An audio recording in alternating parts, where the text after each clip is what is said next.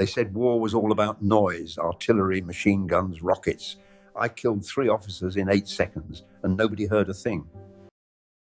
December 14th, 1944, pre-dawn, Hurtgen Forest, temperature 28 degrees, private first class. Vincent Marchetti crouches in a bombed-out cellar with a weapon that hasn't been used in warfare for 4 centuries. Above him, 40 yards away, 3 German officers stand near a destroyed stone wall, planning artillery strikes that will kill dozens of Americans at dawn. Marchetti is 24, South Philadelphia, dock worker's son, learned to splice cable and repair winches before he could drive. Spent his teens building rat traps from cargo equipment, silent spring mechanisms, 2 cents per tail. Now he's built something else, a crossbow, Jeep leaf springs and parachute cord. Draw weight 180 pounds. The German officers spread a map on the wall. Coordinating. 40 yards away. Standard protocol. Report to Lieutenant Henderson. Call battalion artillery. But artillery means noise. Noise means German mortars. His company lost 30 men this week that way. Every firefight announces position. Germans respond within 4 minutes. Americans die. Marchetti lifts the crossbow, hooks the draw lever to his belt, pulls the string back with his body weight, legs shaking from resistance. He positions the bolt. Sharpened tent stake, 14 inches long, 4 ounces of steel, 40 yards, dead calm, no wind. The nearest officer traces coordinates, never looks up. Marchetti exhales, squeezes trigger, the bolt disappears. Officer staggers backward, both hands to his throat, no scream, collapses. Before the body hits ground, Marchetti reloads. Second officer turns, opens mouth to shout. Bolt hits his chest, punches through winter coat and sternum. Goes down silent. Third officer runs, wrong decision. Marchetti leads him by 2 feet. Bolt catches him below left shoulder blade. 3 steps, falls face first into frozen mud. 8 seconds total. 3 German officers dead. Sound generated, none. Marchetti sits behind timber, breathing hard, staring at the weapon. First thought, court-martial, unauthorized weapon, violation of regulations. Second thought, it worked. Lieutenant Paul Henderson sees the bodies through binoculars. Moves to Marchetti's position at a crouch, 23, commissioned 6 months ago, already looks 50. What happened? Marchetti shows him the crossbow. Henderson examines it. Leaf springs curved 24 inches. Designed to handle 1,000 pounds of road shock, double spring configuration generates 180 pounds draw weight. Twice a traditional crossbow. Stock carved from destroyed M1 rifle. Channel down center for bolt. Cable clamps hold springs at front. Trigger mechanism built from door latch. Filed smooth. Holds string under extreme tension. Releases instantly. You built this? Yes, sir. Last night from Jeep parts. Henderson looks at bodies, back at weapon. The math simple. Bolt velocity 300 feet per second. Kinetic energy sufficient to penetrate winter coat and bone. Range 60 yards, most importantly, silent. You killed 3 officers without firing a shot. Yes, sir. Henderson understands immediately. The fundamental problem killing the 28th Division. Sound equals death. M1. Garan's ping when clip ejects. BAR's stutter. Thompson's bark. Every weapon announces position. Germans triangulate. Mortars follow within minutes. December 3rd. Private Thomas Brennan opened fire on German patrol. Killed 2. Mortars came 30 seconds later. 8 rounds. Brennan died with Sergeant Frank Doherty and 5 others. December 6th. Private Raymond Hayes shot German sniper at 150 yards. Muzzle flash gave him away. Artillery 4 minutes later. Hayes died with rifle still warm. Henderson watched this repeat for 6 weeks. Company at 60% strength. Replacements arrive. Die. Get replaced. Survivors stop learning names. The crossbow changes everything. No muzzle flash, no sound. No triangulation data. Henderson looks at Marchetti. Should arrest him, confiscate weapon, file report. Instead. Can you make more? By nightfall, Marchetti builds 2 additional crossbows, components abundant. Destroyed jeeps everywhere. Parachute cord in every supply dump. Tent stakes issued by thousands. Henderson authorizes it quietly. No paperwork, no official channels, just word to squad leaders. Marchetti's building something. Let him work. December 15th. Private Eddie Sullivan takes first copy on patrol. German machine gun nest. 2 operators dug into hillside. 35 yards from American lines. Sullivan crawls within 20 yards. Eliminates both gunners. 2 shots. Crawls back. Total time 6 minutes. Germans discover dead crew at noon. Never figure out what killed them. No bullet holes. Just 2 men dead with 14-inch stakes through bodies. The problem. Physics. Steel makes noise when powder explodes. Every M1 shot carries miles through Hurtgen's dense forest. German observers hear it. Call coordinates. Mortars launch within minutes. November proves it. 28th Division suffers 38% losses, mostly from counter-battery fire. The division dies by its own doctrine. Engage enemy. Announce position. Get mortared. Repeat. Marchetti's crossbow breaks the cycle. Silent first strike. No sound signature. No targeting data. No mortars. By December 17th, 4 more crossbows exist. Henderson distributes them to soldiers with hunting experience. Doctrine emerges organically. Use crossbow for first contact. Eliminate sentries. Officers. Then conventional weapons only when necessary. German forces notice losses. Sentries vanish. Officers fail to return. Patrols go silent. No gunfire. No explosions.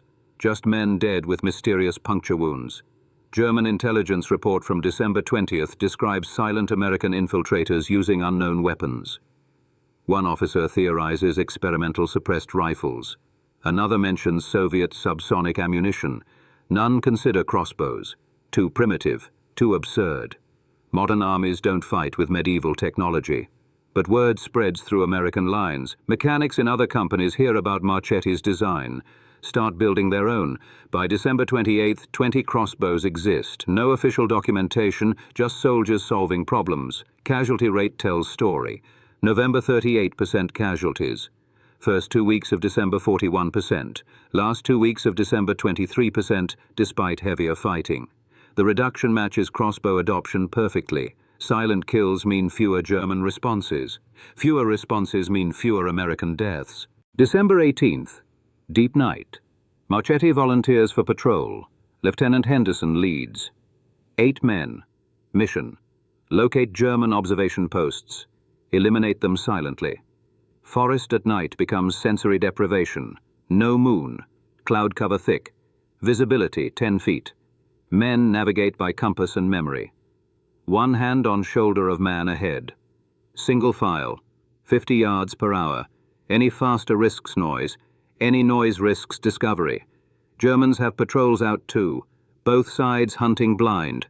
Marchetti carries crossbow and 3 bolts. If he needs more than 3, something's gone catastrophically wrong. Weapon weighs 11 pounds. Heavy, but silent operation demands it. Night deepens. Henderson raises fist.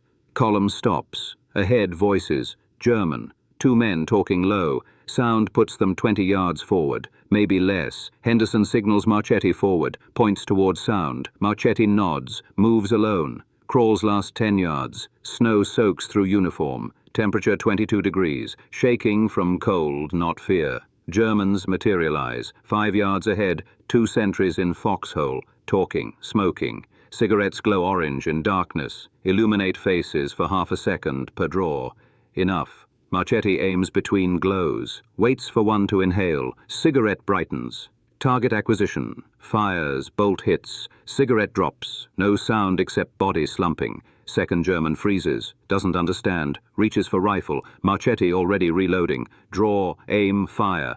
Second German falls backward into foxhole. Marchetti crawls forward. Checks both bodies. Dead. Retrieves bolts. Returns to column. Henderson sees his face. Nods once. They continue. Find 2 more observation posts. Marchetti eliminates 4 Germans before dawn. Patrol returns with 0 casualties. 0 shots fired. Mission complete.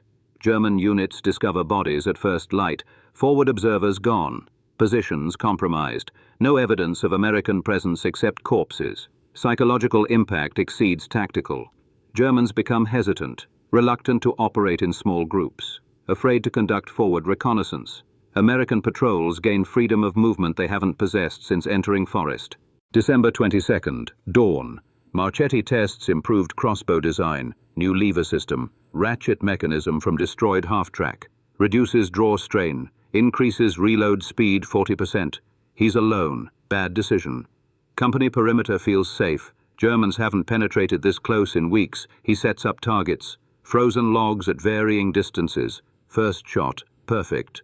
Bolt punches through frozen wood. Buries completely. Reloads using new mechanism. 7 seconds. 3 seconds faster. Second shot. Dead center. Movement. 50 yards. Through trees. German patrol. 6 men. Moving directly toward his position. Marchetti freezes. Rifle leans against tree 10 feet away. Might as well be a mile. Germans haven't seen him yet. But they will. Any second. He has 1 bolt loaded. 5 Germans too many. If he fires. If he misses. If they hear. Dead. Lead German stops. 25 yards now. Raises binoculars. Scans American perimeter. Binoculars sweep past Marchetti. Return. Stop. German sees him. Marchetti fires. German drops. Binoculars clatter on frozen ground. Other 5 freeze, looking for sound, hearing nothing, seeing point man down. Marchetti reloads. New mechanism. 6 seconds. Fast, but not fast enough. Germans spread out, taking cover. 1 raises rifle, aiming toward Marchetti's last position. Second bolt. Center mass. German falls. 4 left. They're shooting now. Return fire without targets. Bullets snap through branches overhead. None close. Can't see him through underbrush, but they know general direction. Third bolt. Another German down. 3 remaining break. Run back toward their lines. Smart. Unknown weapon. Unknown casualties. Unknown enemy strength. Retreat and report. Marchetti doesn't pursue. Sits behind tree. Breathing hard. Counting. 3 Germans dead. 3 escaped. They'll report contact. American position compromised. His fault. Lieutenant Henderson arrives at run. Squad behind him. Sees 3 German bodies. Sees Marchetti's face. What happened? Got careless, sir. They walked into me. Henderson examines German positions. Spacing. Retreat pattern. You hit 3 while they were shooting back? Yes, sir. With that, points at Crossbow. Marchetti nods. Henderson's expression changes. Weapon isn't just silent, it's fast. Accurate under pressure. Combat proven against return fire. How many can you build? As many as you need, sir. December 29th, dawn. Marchetti's platoon establishes ambush along Forest Trail. Intelligence reports German supply column uses this route daily. Henderson wants it stopped, silently. Position overlooks clearing, 50 yards across. Trail cuts through center, perfect kill zone. Henderson deploys 8 men with crossbows, 4 each side. Marchetti takes north position. Elevated. Best sight lines. First light. Germans arrive. 12 soldiers, 2 officers, 1 supply wagon. They move casually, talking, smoking. This far behind lines they feel safe. Henderson signal. 1 raised fist. Hold fire until entire column enters kill zone. Germans reach clearing center. Wagon stops. 1 soldier checks wheel. Officers consult map. Henderson drops fist. 8 crossbows fire simultaneously. 8 Germans fall. No sound except bolts hitting flesh and bodies dropping. Survivors freeze. Confused. 4 seconds total paralysis. Second volley. 6 more down. 2 left standing. Both run. Wrong direction. Sprint toward American positions instead of away. Fatal navigation error. Marchetti's third bolt catches 1 at 15 yards. Final German reaches tree line. Makes 5 steps into cover. Sullivan's bolt hits him from flank. Goes down hard. Entire engagement. 18 seconds. 14 Germans dead. 0 American casualties. 0 shots fired. German forces 2 miles away hear nothing. Suspect nothing. Platoon strips bodies. Takes weapons. Documents. Identification. Scatters wagon contents. Makes it look like partisan attack. Leaves bodies where they fell. No attempt to hide them. Germans need to find this. Need to fear it. Henderson examines kill pattern. Every bolt hit center mass or head. No misses, no wounded survivors. Crossbow operators have become expert marksmen. Sullivan approaches Marchetti. Grins. 14 krauts, 0 noise. Better than Christmas. Marchetti doesn't smile. They'll send more tomorrow. Heavier escort. This only works until they adapt. Then we adapt faster. That night, German headquarters receives report. 14 men, ambushed without warning, no evidence of firearms, pattern repeating, unknown weapon spreading. German commanders order all supply columns to travel with armored escort. Logistics burden cripples operations. Every convoy requires scarce vehicles. Fuel consumption doubles, delivery times triple, all because Americans mastered silent killing. January 3, 1945. Private Eddie Sullivan volunteers for solo reconnaissance. German positions near Commerscheid. Henderson hesitates. Sullivan insists, "I can get closer than anyone." He's right. Sullivan moves through forest like smoke. Philadelphia kid, grew up hunting, crossbow customized, lighter, faster draw, 4 bolts in quick release holder. Pre-dawn. Sullivan leaves. Expected return by morning. Morning comes, still gone. Henderson sends patrol. They find him 400 yards into German territory, 3 dead German sentries nearby. Perfect kills. Textbook execution, but 4th sentry existed. Hidden position Sullivan didn't detect. German shot him in back, single rifle shot. Sullivan died instantly. Crossbow lay beside him, still loaded. 1 bolt remaining. Marchetti reaches body first. Kneels beside Sullivan. They'd built crossbows together 3 weeks, shared techniques, competed for accuracy. Sullivan always won. Faster hands, better eyes. Now those eyes stare at nothing.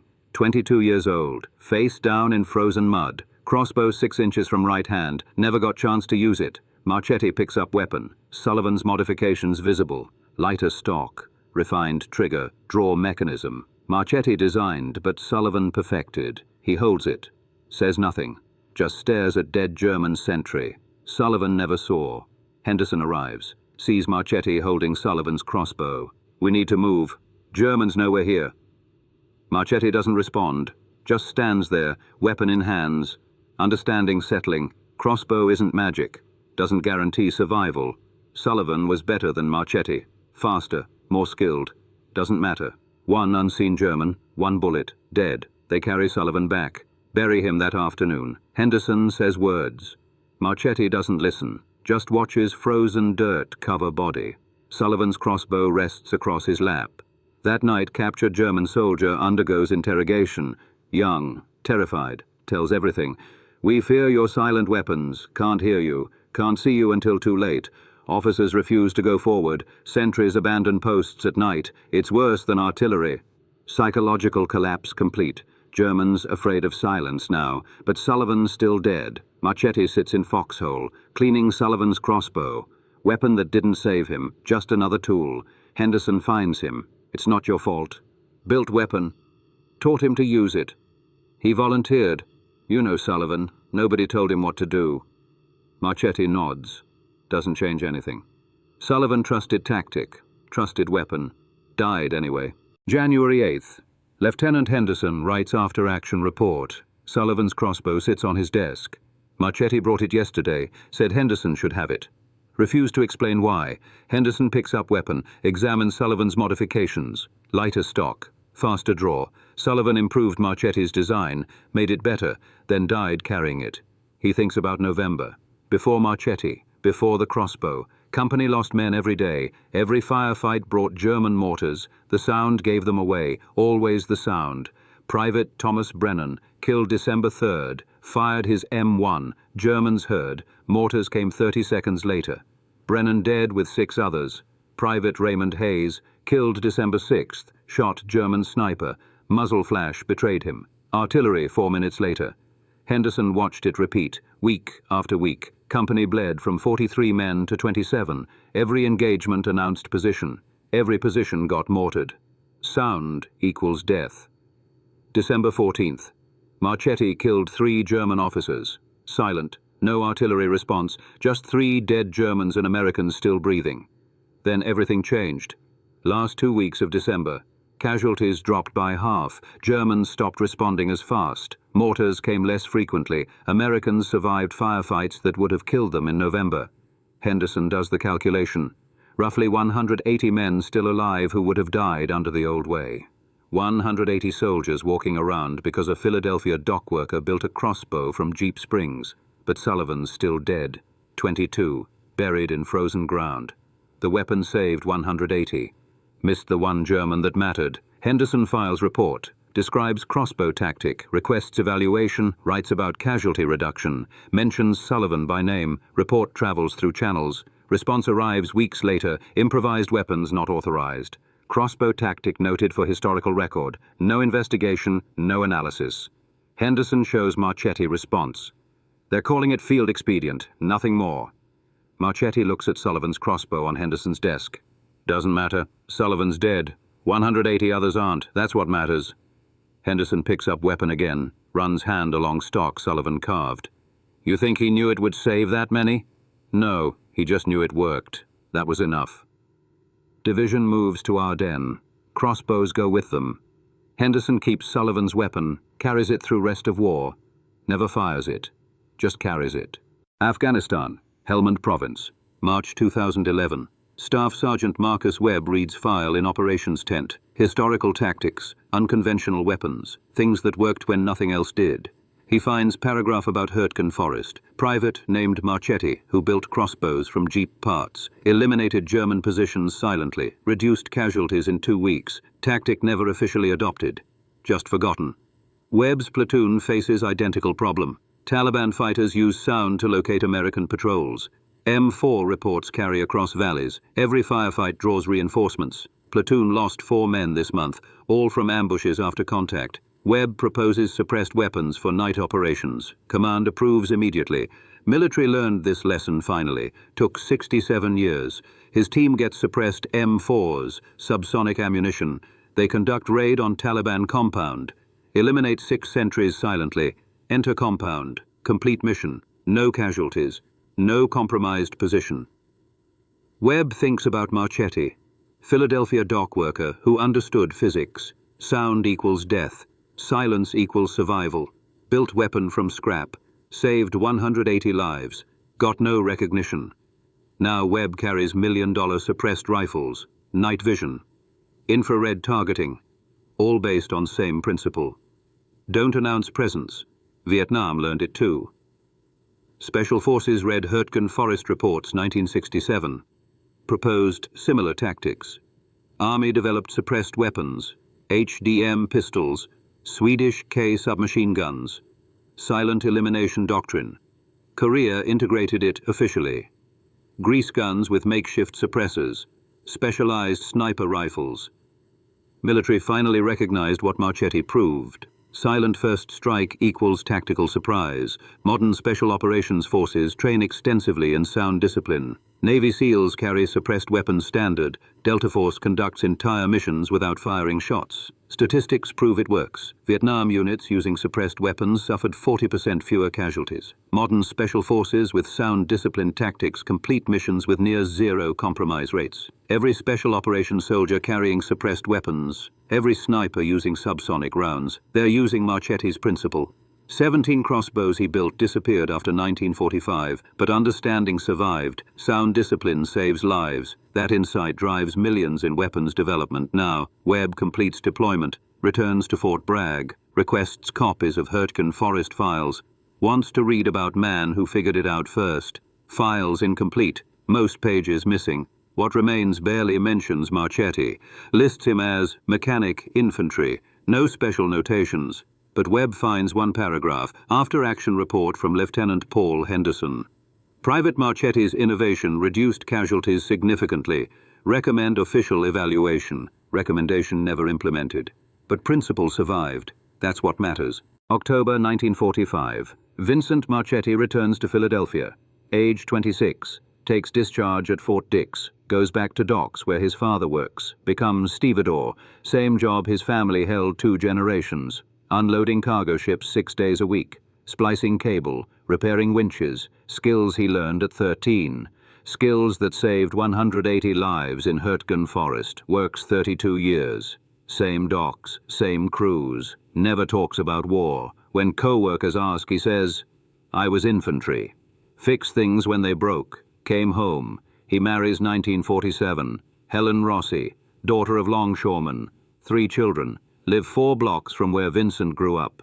Workshop in basement, always building something, repairing neighbors' equipment, teaching sons basic mechanics, cable tension, load bearing, spring physics. His children don't learn about Crossbow until after his death. They find it wrapped in canvas, springs still functional, strings still tight.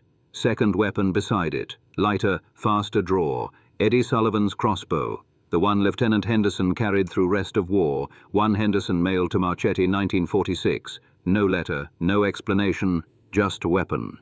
January 14th, 1989. Vincent Marchetti dies, age 66. Heart attack while working in garage, building spring mechanism for neighbor's gate. Son finds him, tools still in hands. Obituary in Philadelphia Inquirer. 2 sentences about military service. Mr. Marchetti served in U.S. Army during World War II, stationed in Europe. He worked as stevedore for 32 years. No mention of innovation, no reference to 180 lives saved, no recognition he changed tactical doctrine, no word about Eddie Sullivan or Lieutenant Henderson. Headstone simple, Vincent Marchetti, 1922 to 1989, beloved husband and father, U.S. Army, 1942 to 1945. Military historians discover story 1992. Piece it together from unit records, find Henderson's report, calculate casualty reduction, verify numbers, 180 men minimum who lived because dock worker understood physics. 1 crossbow survives. Sullivan's weapon. Donated by Marchetti's daughter 1991. Now sits in private collection. Springs still work. Staff Sergeant Marcus Webb visits collection 2014. Stands in front of crossbow, reads placard. Improvised weapon, Hurtgen Forest 1944. Builder unknown. Webb knows builder's name. Vincent Marchetti, Philadelphia. Stevedore. Never sought recognition. Never wrote about innovation. Never demanded Army acknowledge what he did. Just went back to docks, raised family, lived ordinary life. Kept Sullivan's crossbow in basement 43 years. That's real legacy. Quiet humility. Man who solved problem because it needed solving. Saved lives because he could. Never expected anything in return. If you found this compelling, subscribe. Comment where you're watching from. These stories deserve remembering.